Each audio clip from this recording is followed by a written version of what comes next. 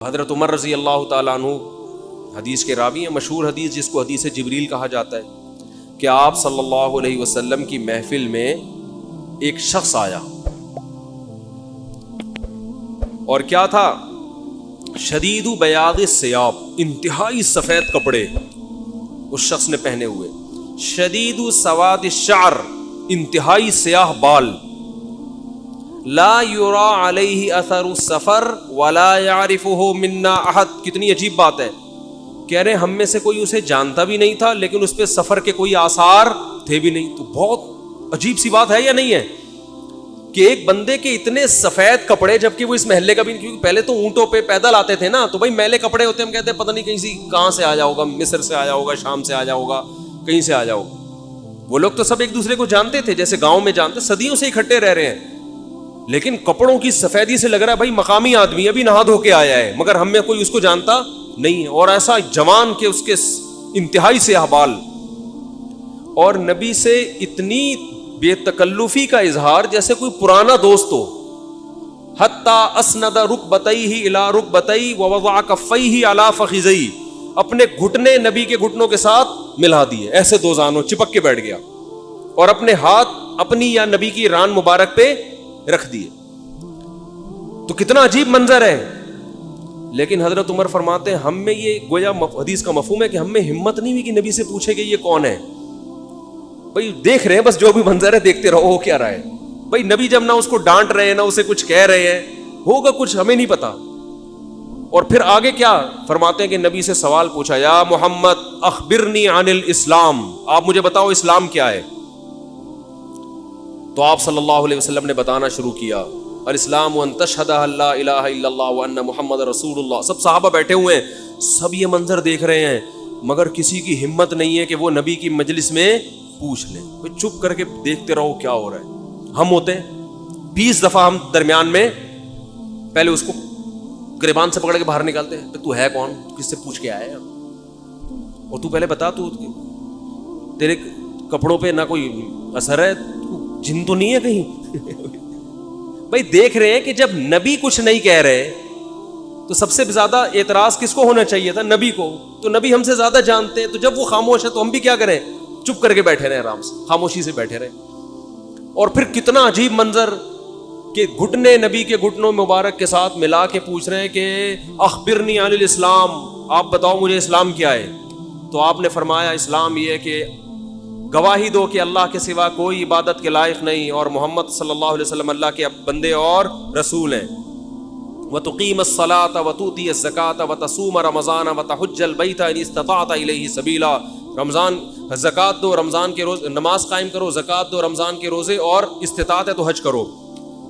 فرماتے ہیں اس نے کہا صدقتا، اے محمد آپ نے سچ کہا۔ حضرت عمر کہتے ہیں ہمیں اور عجیب، فَعَجِبْنَا يَسْأَلُهُ وَيُصَدِّقُهُ، بھائی سوال بھی پوچھ رہا ہے اور خود ہی کہہ رہا ہے سچ کہا، تو یہ تو امتحان لینے کے لیے آیا ہے، اور امتحان کس کا ہو رہا ہے؟ معاذ اللہ پیغمبر صلی اللہ علیہ وسلم کا۔ بھائی جو سوال پوچھتا ہے وہ یہ تو نہیں کہتا کہ آپ نے جواب بالکل صحیح دیا ہے، اس کا مطلب آپ کو تو پہلے سے پتا، تو پوچھ کیوں رہے ہیں ہم سے؟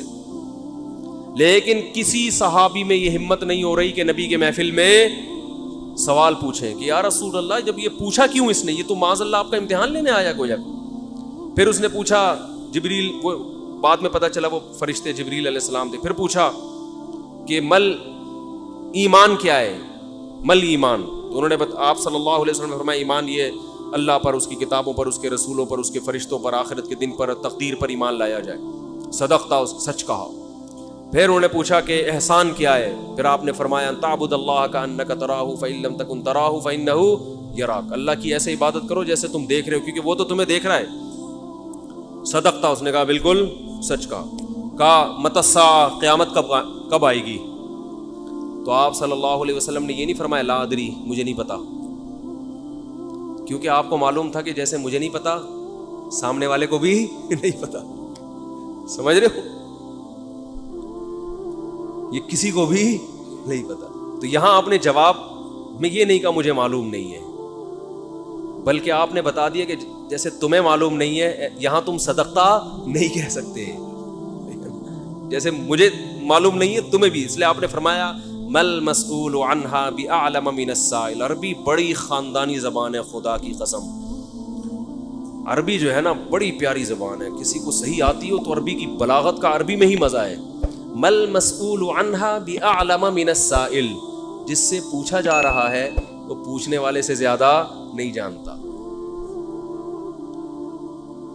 جس سے پوچھا جا رہا ہے وہ پوچھنے والے سے زیادہ نہیں جانتا. قرآن کی بعض آیتیں ایسی وجد والی ہیں نا کہ مزہ آتا ہے ان کو پڑھنے میں. جو موسیٰ علیہ السلام کو اللہ نے کہا تھا نا قلنا لا تخف انک انت الاعلی, اس کا اردو میں ترجمہ نہیں بنتا. موسیٰ علیہ السلام کے سامنے جب جادوگر تھے نا تو جادوگروں نے ہزاروں لاٹھیاں پھینکی, سانپ بن کے حضرت موسیٰ کی طرف دوڑنے لگی. قرآن کہہ رہے فأوجس فی نفسہ خیفۃ موسیٰ, موسیٰ نے دل میں کیا محسوس کیا؟ خوف. دیکھو قرآن کے الفاظ یہ نہیں ہے کہ موسیٰ گھبرانے لگے, کیونکہ اگر گھبرانے لگتے نا دشمن پہ روب ختم ہو جاتا, دشمن کہتا ہار گئے. قرآن دل کی کیفیت بیان کر رہے, موسیٰ نے گویا اپنے ظاہر پہ کنٹرول کیا ہوا تھا. سمجھ رہے, ظاہر پہ کیا کیا ہوا تھا حضرت موسیٰ علیہ السلام نے؟ کنٹرول کے مجھے بالکل گھبراہٹ نہیں ہے, لیکن قرآن دل کی کیفیت بیان کر رہا ہے, دل میں کیا تھا؟ خوف. یہ بلاغت ہے. فاوجس فی نفسہ, خاف موسیٰ نہیں ہے, موسیٰ خوفزدہ ہو گئے. اس لیے کہ ہم کہتے ہیں نا فلاں خوفزدہ ہو گیا, تو اس سے یہ متبادر ہوتا ہے کہ یعنی دیکھنے میں ایسا لگ رہا تھا کیا ہو گیا, اس خوف کے آثار دل سے کہاں آئے؟ جسم پہ. حضرت موسیٰ نے اپنے اوپر کنٹرول کیا کہ یہ اتنا بڑا مقابلہ ہو رہا ہے اسلام اور کفر کا, ایمان اور کفر کا, کہ اگر میں گھبرانے لگا نا ان کے سامنے تو یہ ان سے ان کا morال کیا ہو جائے گا؟ بلند. تو قرآن کہہ رہا ہے اوپر سے تو بڑے کانفیڈنس کے ساتھ, لیکن دل کی کیفیت کون جانتا ہے؟ اللہ. فاوجس فی نفسہ, قرآن کہہ رہا ہے دل کے اندر موسیٰ کو خوف محسوس ہوا. قلنا, ہم نے کہا, ہم نے کیا کہا؟ دل کے اندر وحی کی اللہ نے بھی. دل گھبرا رہا ہے تو دل میں وحی کی, لا تخف, اے موسیٰ خوف مت کر, انک انت الاعلی, آج کے دن تو ہی غالب ہوگا. یہ نہیں کہا انک الاعلی, نا نا نا نا نا, انک الاعلی نہیں کہ تو غالب ہوگا. انکا, دیکھو انہ کا معنی بھی وہی ہے جو انہ کا انتا ہے. کا مطلب بھی تو, انتا کا معنی بھی تو. تو جب ایک دفعہ کا کہہ دیا تو دوبارہ انتا کہنے کی کیا ضرورت ہے بھائی؟ ابے چھوڑو یار, رہنے تو تم لوگ کو بہت مشکل ہے بات سمجھا. مجھے مزہ آ رہا ہے نا اس آیت میں, وہ آپ سوچ بھی نہیں سکتے. قرآن یہ نہیں کہہ رہا انک الاعلی کہ تو کیا ہو جائے گا, تو ہی برتر ہوگا, تو ہی غالب ہوگا. انکا انتا, یہ تاکید کے لیے, اے موسیٰ تو, صرف تو, ٹھیک ہے نا, اکیلا. الاعلی, اور اعلی بھی نہیں ہے. اصولی طور پر خبر پر الف لام داخل نہیں ہوتا. گرامر کے لحاظ سے اصولی طور پر انکا انتا اعلی ہونا چاہیے, یا انکا, سوری انتا نہیں, انکا اعلی. مبتدا معرفہ ہوتا ہے, خبر کیا ہوتی ہے؟ نکرہ. سمجھتے نہیں ہو بات کو, جب پڑھو گے نہیں رات کو تو سمجھو گے نہیں بات کو. انکا اعلی ہونا چاہیے, اے موسیٰ تو غالب آ جائے گا, یہ مطلب ہوگا سیدھا سیدھا ترجمہ اس. اللہ نے اعلی پہ الف لام لگا دیا. الف لام جب لگتا ہے نا کسی, تو وہ کسی اسپیسیفک چیز کو کہتے ہیں. جیسے کتاب کا مطلب کوئی بھی کتاب, الکتاب کا مطلب کوئی اسپیسیفک, کوئی خاص کتاب. آپ جب کہتے ہیں بندہ آیا ہے, بچے گھر میں آ کے بتا رہے ہوتے ہیں پنجاب میں بندہ آیا ہے, کراچی میں کہتے ہیں آدمی آیا ہے کوئی. یہ بندہ کا لفظ پنجاب سے امپورٹ ہوا ہے. کراچی میں لوگ کہتے تھے کوئی انسان آیا ہے, کوئی آدمی آیا ہے, تو پنجاب میں کیا کہتے ہیں اس کو؟ بندہ آیا ہے. اچھا شگون کے انسان کا بچہ بن جائے, وہ بندہ بن جائے, ٹھیک ہے نا. تو ہم جب کہتے ہیں کوئی بندہ آیا ہے, یہ ایک بندہ آیا ہے, تو وہ ان نون ہوتا ہے. ابو کو بتا رہے ہوتے ہیں ابو ایک انکل آئے ہیں, اس کا مطلب کیا ہوتا ہے؟ کوئی ہے. لیکن اگر ایسا بندہ آیا ہو جس کا آپ کو پتا ہو, یعنی پہلے آ چکا ہو اور آپ اس کے انتظار کر رہے ہو, وہ اسپیسیفک وہ بندہ آ چکا ہو, تو عربی میں کہیں گے البندہ. بندہ عربی کا لفظ نہیں, لیکن میں سمجھانے کے لیے. جا رجل یو سڑے راغلے, یو سڑے کہیں گے نا, یو سڑے راغلے, موقع دے کے بھاگ لے. ایک بندہ آیا ہے. جا الرجل, تو تو اس کا مطلب وہ ایک مخصوص بندہ ہے جس کا پہلے سے آپ کی کھوپڑی میں تصور ہے. تو قرآن کہہ رہا ہے انکا انت الاعلی. الاعلی کا مطلب کہ جب مقابلہ ہو رہا ہے نا تو جو شخص برتر آنے والا ہے لوگوں کے ذہن میں گویا کہ اس کا ایک تصور ہے کہ ایک نہ ایک جیتے گا, تو وہ جو جیتنے والا مخصوص شخص ہے آپ کے علاوہ کوئی بھی نہیں ہے وہ, اور صرف آپ ہی ہو. الاعلی کون ہے آج؟ الاعلی اعلی نہیں بلکہ الاعلی کون ہے؟ پورا ترجمہ ہو نہیں سکتا اس کا. وہ کون ہے؟ اے موسیٰ صرف اور صرف تو ہی ہے, تو لا تخف, تجھے خوف زدہ ہونے کی ضرورت نہیں ہے. تو کیا بات کر رہا تھا میں, یہ آیت کہاں سے آ گئی؟ ہاں تو یہی نبی صلی اللہ علیہ وسلم نے جو فرمایا نا مل مسئول عنہا بأعلم من السائل, یہ بھی کیا ہے؟ بلاغت ہے. جس سے پوچھا جا رہا ہے وہ مسئول سائل سے زیادہ نہیں جانتا. تو پھر حضرت جبریل نے, وہ جو انسان تھے وہ جبریل تھے, انسان کی شکل میں آئے تھے, انہوں نے پوچھا کہ علامات بتائیں, تو آپ نے فرمایا انت لد الامۃ ربتہا.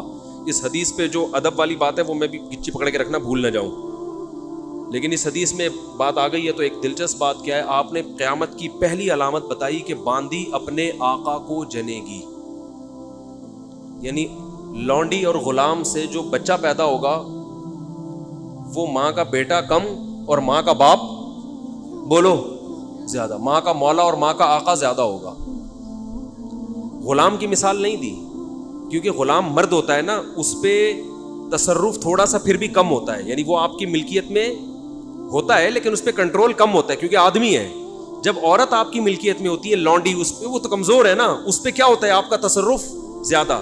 تو جو مکمل غلام اور باندی تھی وہ جب جنے گی جس نسل کو, تو ہونا تو یہ چاہیے تھا کہ جس نے جنا ہے اس کا مقام اونچا, لیکن جس کو جنے گی نا وہی اس پہ کیا کرے گا. یعنی ماں کا تو ایسا حق ہے نا, ماں کو تو ساری دنیا جانتی ہے نا کہ ماں نے کیسے گود میں پالا, کیسے جنا, اور لوگ ماں کے تانے دیتے ہیں نا. حضرت موسیٰ علیہ الصلاۃ والسلام نے جب حضرت ہارون کی داڑھی پکڑ کے کھینچی ہے نا, جب حضرت موسیٰ علیہ السلام کوہ طور پہ گئے تورات لینے, پیچھے بنی اسرائیل نے بچڑے کی عبادت شروع کر دی. ہارون علیہ السلام کو نگران بنا کے گئے تھے کہ ذرا ان کی حفاظت کرنا, بڑے نالائق لوگ ہیں, دائیں بائیں نہ ہو جائے. تو جب واپس آئے تو دیکھا کہ وہ کیا کر رہے ہیں, بچڑے کی عبادت. تو حضرت موسیٰ کو سب سے پہلے غصہ کس پر آیا؟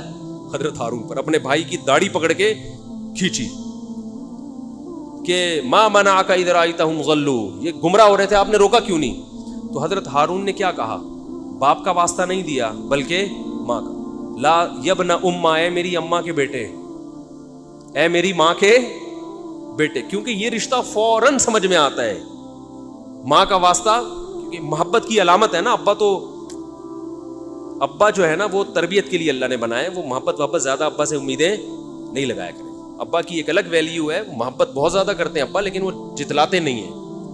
وہ کہتے ہیں تمیز سے زیادہ لاڈ پیار دکھاؤ گے نا ابا, یہ ہو گیا تمیز سے بیٹھ وہاں جا کے آرام سے, ٹھیک ہے نا, جو بات ہے ادب تمیز. ماؤں کو زیادہ ادب تمیز نہیں, ماؤں کو لاڈ چاہیے ہوتے ہیں. تو اس لیے ابا محبت تو بہت کرتے ہیں لیکن وہ آسانی سے سمجھ میں نہیں آتی کیونکہ تعظیم اس پہ غالب ہوتی ہے. اماں کی محبت 2 منٹ میں سمجھ میں آ جاتی ہے. تو جب بھی واسطہ دیا جاتا ہے کس کا؟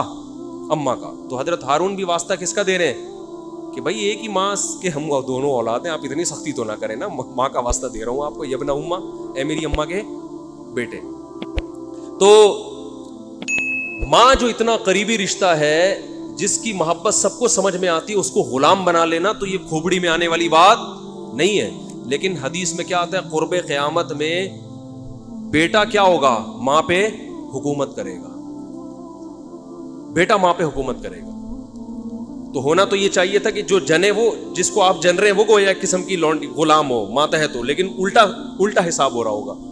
تو یہ بھی پتہ چل رہا ہے کہ ادب مارکیٹ سے کیا ہونا شروع ہو جائے گا, شارٹ. مطلب حدیث کا یہی ہے کہ چھوٹے جو ہے نا وہ بڑوں کی جگہ ہو جائیں گے, اور بڑے, اور یہ خدا کی قسم آج اپنی آنکھوں سے میں دیکھ رہا ہوں, زیادہ تر لبرل لوگوں کے گھروں میں دیکھ رہا ہوں, دیندار گھروں میں کم. باپ اور ماں اپنے بچوں کو اسکولوں میں 15-20 ہزار روپے فیسیں دے کر بدتمیز بنا رہے ہیں باقاعدہ پیسوں کے ذریعے. یعنی اسکولوں میں پڑھا رہے, ماڈرن اسکول ہیں اور بہت ہی ماڈرن قسم کے اسکول جن میں مذہب نہیں ہے. بچہ انگلش بہت اچھی بول لیتا ہے اور ٹھیک ٹھاک فیسیں دے کے کیا کر رہے ہیں, اپنی نافرمانی پیسے دے کے سکھا رہے ہیں. آج بھی میرے پاس ایک کیس آیا, کسی کو نہیں پتا چلے گا کس کی بات ہو رہی ہے. ایک صاحب نے کہا میں نے اپنی بچی کو ایڈمیشن کروایا, میں 20-20 ہزار روپے فیسیں دے رہا ہوں اور وہ چرس پی رہی ہے, وہ پتہ نہیں کتنے لڑکوں سے دوستیاں لگا رہی ہے. تعلیم کو فوکس کرنے کے چکر میں تہذیب کا بیڑا غرق کر دیا. یعنی گویا کہ پیسے دے کے باقاعدہ کیا جا رہا ہے, اپنے بچوں کو خراب کیا جا رہا ہے.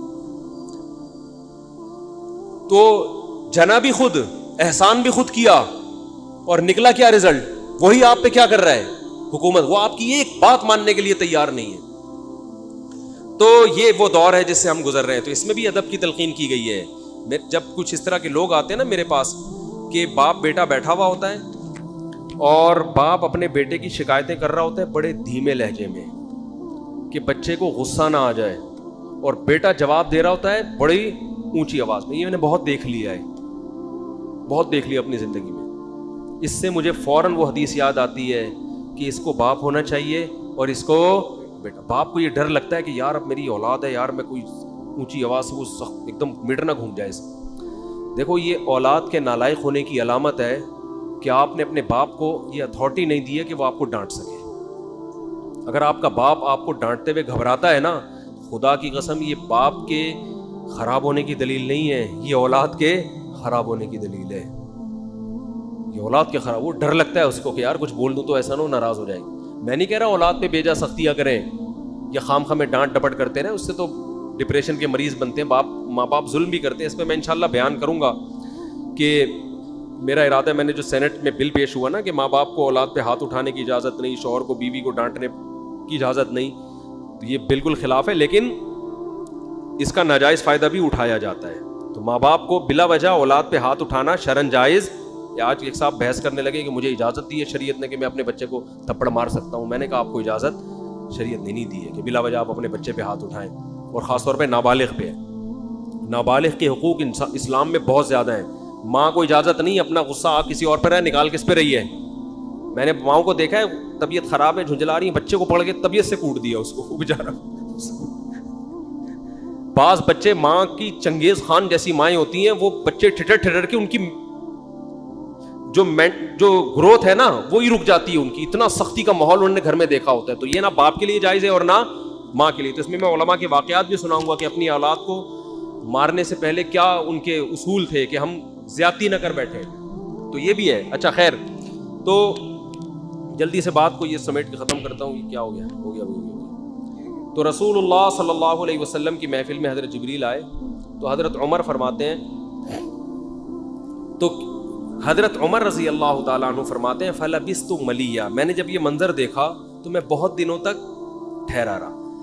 یعنی کچھ دن گزرنے کے بعد بھی حضرت عمر کی ہمت نہیں ہوئی کہ نبی سے پوچھے کہ یا رسول اللہ یہ کون تھے, یہ کیا ہے احترام, کہ بھئی ایسا نہ ہو نبی صلی اللہ علیہ وسلم ناراض ہو جائیں. خود کیوں نہیں بتا رہے بھئی, یہ اہم بات ہوتی تو آپ صلی اللہ علیہ وسلم تو خود معلم تھے, خود بتاتے. تو فرماتے ہیں کچھ دن کے بعد خود نبی نے مجھ سے پوچھا کہ عمر جانتے ہو وہ شخص کون تھا؟ میں نے کہا اللہ اس کے رسول ہی زیادہ جانتے ہیں. فرمایا ھذا جبریل اتاکم یعلمکم دینکم, یہ جبریل تھے انسانی شکل میں آئے تھے تمہیں تمہارا دین سکھانے کے لیے. اس سے پتہ چلتا ہے کہ تعلیم کا صرف یہ طریقہ نہیں ہے کہ استاذ بیٹھ کے بچوں کو پڑھاتا رہے سارا دن بیٹھ کے. یہ نیچرل وے آف ٹیچنگ ہے کہ ایک ماحول بنا دیا, ایک شخص آ رہا ہے, صحابہ اچھا پھر ایک تعجب کی فضا قائم کی گئی تاکہ نا ان کو یہ محفل یاد رہے. اگر ایسا ہی ہوتا وہ نارمل ڈریس سفر والے ڈریس میں آتے تو یہ تو نارمل مجلس ہے, بھائی کوئی مسافر آیا. ایسا ایک مخمصے میں ڈالا گیا کیونکہ جب کوئی ایسی عجیب سی محفل ہوتی ہے نا تو دماغوں میں بیٹھ جاتی ہے, اس کا ایک ایک منظر یاد رہتا ہے. تو اس سے ماحول کی تبدیلی کا بھی انسان پہ اثر پڑتا ہے. تو صحابہ کیا کر رہے ہیں, نبی صلی اللہ علیہ وسلم سے سوال پوچھنے سے پہلے ایک اور واقعہ سنا کے بس یہ میں ٹاپک ختم کرتا ہوں. ایک اور واقعہ ہے, حدیث میں آتا ہے کہ آپ صلی اللہ علیہ وسلم نے ظہر یا عصر کی نماز پڑھائی, صحیح حدیث ہے. اس میں آپ نے 4 کی جگہ 3 رکعتیں پڑھا دیں. کتنی؟ 3. اب صحابہ سوال نہیں پوچھ رہے کہ یا رسول اللہ یہ آپ سے غلطی سے ایسا ہوا ہے، کیا ہوا ہے؟ خوف زدہ حضرت ابو بکر اور عمر بالکل پیچھے بیٹھے ہوئے ہیں. حدیث میں آتا فہابا ان یتکلماہ، آپ گھبرائے کہ آپ اس بارے میں نبی سے سوال پوچھیں. کیوں؟ ہو سکتا ہے نبی کو اس بات پہ غضب آ جائے کہ بھائی جب میں نے 3 پڑھائی ہیں تو میرے 4 پڑھنے سے جب چاہا کہ ہاں تمہاری یہ نیکی لکھی جا رہی ہے تو حلال کی طرف آؤ اور کسی کی مت سنو. سمجھتے ہو؟ بائک پہ گاڑی پہ پہلے سے موسٹ وانٹڈ لکھ کے لگا دو، کسی کی مت سنو. اس میں ٹینشنیں آئیں گی، برداشت کرو اللہ کے لیے. سمجھتے ہو؟ میں اپنی ٹینشنوں کے قصے سنانا شروع کر دوں آپ پاگل ہو جاؤ گے. آپ کہتے ہو مسا بڑے